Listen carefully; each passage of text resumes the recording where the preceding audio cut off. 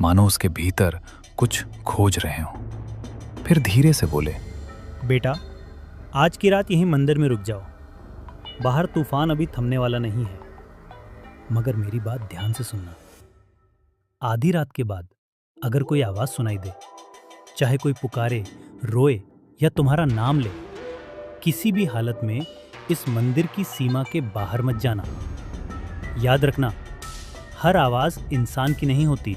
रणधीर को साधु की बात कुछ अजीब जरूर लगी, पर उनके चेहरे पर झलकती गंभीरता देखकर साफ महसूस हो रहा था कि वे मजाक नहीं कर रहे थे। जी महाराज, मैं आपकी बात का ध्यान रखूंगा।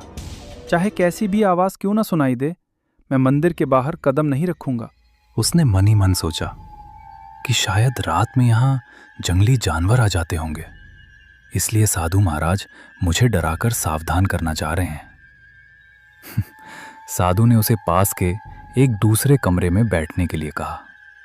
फिर वे अंदर चले गए और थोड़ी देर में एक थाली में कुछ ताजे फल लेकर लौटे।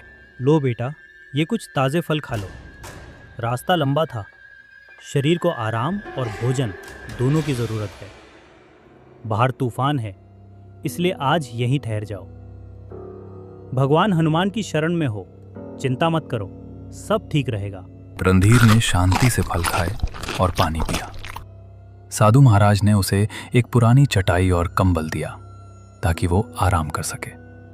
रणधीर ने श्रद्धा से भगवान हनुमान को प्रणाम किया और मंदिर के एक कोने में जाकर लेट गया। थकान के मारे उसकी आंखें धीरे धीरे बंद होने लगीं। बाहर रात अब और गहरी हो चली थी।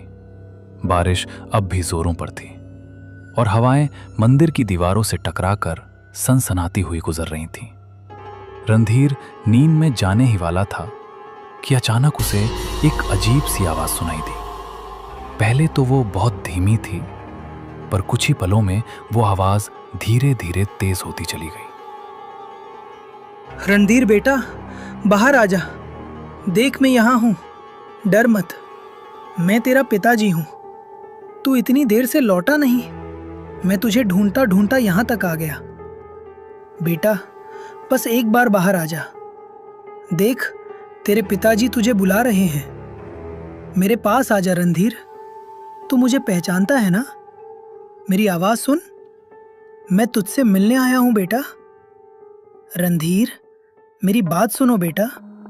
मैं बड़ी मुसीबत में हूँ। कोई मुझे यहाँ से ले जाओ, वरना मैं बच नहीं पाऊंगा। तू तो मेरा साहसी बेटा है ना? बस एक बार बाहर आजा। मुझे